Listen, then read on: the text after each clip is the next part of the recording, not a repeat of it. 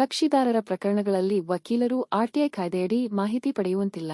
ಕೇಂದ್ರ ಮಾಹಿತಿ ಆಯೋಗದ ಮಹತ್ವದ ತೀರ್ಪು. ಈ ತೀರ್ಪಿನ ಕುರಿತ ಒಂದಿಷ್ಟು ಮಾಹಿತಿ ಇಲ್ಲಿದೆ. ನಮಸ್ಕಾರ. ಇದು ನಿಮ್ಮ ಕೋರ್ಟ್ ವೆಬ್ ನ್ಯೂಸ್. ವಕೀಲರು ತಮ್ಮ ಕಕ್ಷಿದಾರರಿಗಾಗಿ ನಿರ್ವಹಿಸುತ್ತಿರುವ ಪ್ರಕರಣಗಳ ಕುರಿತು ವಿವರಗಳನ್ನು ಪಡೆಯಲು ಮಾಹಿತಿ ಹಕ್ಕು ಅಂದರೆ ರೈಟ್ ಟು ಇನ್ಫಾರ್ಮೇಷನ್ ಆರ್ಟಿಐ ಕಾಯ್ದೆಯನ್ನು ಬಳಸುವಂತಿಲ್ಲ ಎಂದು ಕೇಂದ್ರ ಮಾಹಿತಿ ಆಯೋಗ ತೀರ್ಪು ನೀಡಿದೆ. ಪಾರದರ್ಶಕತೆ ಕಾನೂನನ್ನು ಈ ರೀತಿ ಬಳಸುವುದು ಅದರ ಮೂಲ ಉದ್ದೇಶಗಳನ್ನು ಸಾಧಿಸಲು ವಿಫಲವಾಗಿದೆ ಎಂದು ಮಾಹಿತಿ ಆಯೋಗ ಗಮನಿಸಿದೆ.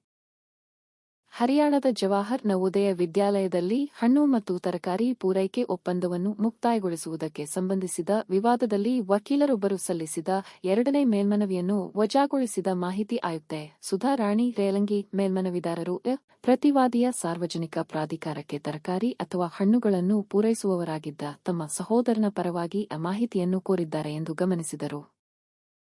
ಸರಬರಾಜುದಾರರು ಸ್ವತಃ ಮಾಹಿತಿಯನ್ನು ಏಕೆ ಪಡೆಯಲು ಸಾಧ್ಯವಾಗಲಿಲ್ಲ ಎಂಬುದಕ್ಕೆ ಯಾವುದೇ ವಿವರಣೆಯ ಅನುಪಸ್ಥಿತಿಯಲ್ಲಿ ಮೇಲ್ಮನವಿದಾರರು ತಮ್ಮ ಕಕ್ಷಿದಾರರ ಪರವಾಗಿ ಮಾಹಿತಿಯನ್ನು ಕೋರಿದ್ದಾರೆಂದು ತೋರುತ್ತದೆ. ಇದು ಅನುಮತಿಸಲಾಗುವುದಿಲ್ಲ ಎಂದು ಆಯೋಗ ಹೇಳಿದೆ.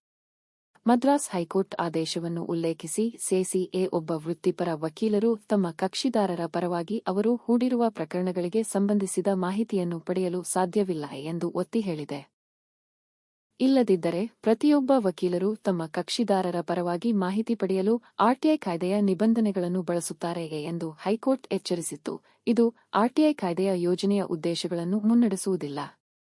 ಆರ್ಟಿಐ ಕಾಯ್ದೆಯ ಶ್ಲಾಘನೀಯ ಉದ್ದೇಶಗಳನ್ನು ವೈಯಕ್ತಿಕ ಉದ್ದೇಶಗಳಿಗಾಗಿ ಬಳಸಲಾಗುವುದಿಲ್ಲ ಮತ್ತು ವಕೀಲರು ತಮ್ಮ ವೃತ್ತಿಯನ್ನು ಉತ್ತೇಜಿಸಲು ಎಲ್ಲಾ ರೀತಿಯ ಮಾಹಿತಿಯನ್ನು ಪಡೆಯಲು ಒಂದು ಸಾಧನವಾಗಬಾರದು ಎಂದು ಒತ್ತಿ ಹೇಳಲು ಆಯೋಗವು ತೀರ್ಪನ್ನು ಮತ್ತಷ್ಟು ಉಲ್ಲೇಖಿಸಿದೆ.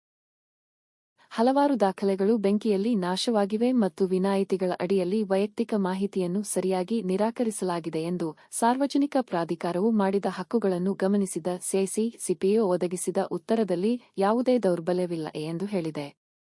ಮೇಲ್ಮನವಿಯನ್ನು ಅದಕ್ಕೆ ಅನುಗುಣವಾಗಿ ವಿಲೇವಾರಿ ಮಾಡಲಾಯಿತು. ಲಿಖಿತ ಸಲ್ಲಿಕೆಗಳ ಪ್ರತಿಗಳನ್ನು ಮೇಲ್ಮನವಿದಾರರೊಂದಿಗೆ ನಿರ್ದೇಶನ ನೀಡಲಾಯಿತು. ಇದು ಈ ತೀರ್ಪಿನ ಸಂಕ್ಷಿಪ್ತ ಮಾಹಿತಿ. ತೀರ್ಪಿನ ಕುರಿತ ಮತ್ತಷ್ಟು ಮಾಹಿತಿಯನ್ನು ಪಡೆಯಲು ನಮ್ಮ ವೆಬ್ಸೈಟ್ಗೆ ಭೇಟಿ ನೀಡಬಹುದು. ಈ ಮಾಹಿತಿ ಉಪಯುಕ್ತವಾಗಿದ್ದರೆ ಒಂದು ಲೈಕ್ ಕೊಡಿ. ಪ್ರಶ್ನೆ, ಸಲಹೆ, ಸೂಚನೆ ಇದ್ದರೆ ಕಮೆಂಟ್ ಬಾಕ್ಸ್ನಲ್ಲಿ ಬರೆಯಿರಿ. ನಿಮ್ಮ ಸಹಕಾರ, ಪ್ರೋತ್ಸಾಹಕ್ಕೆ ಧನ್ಯವಾದ.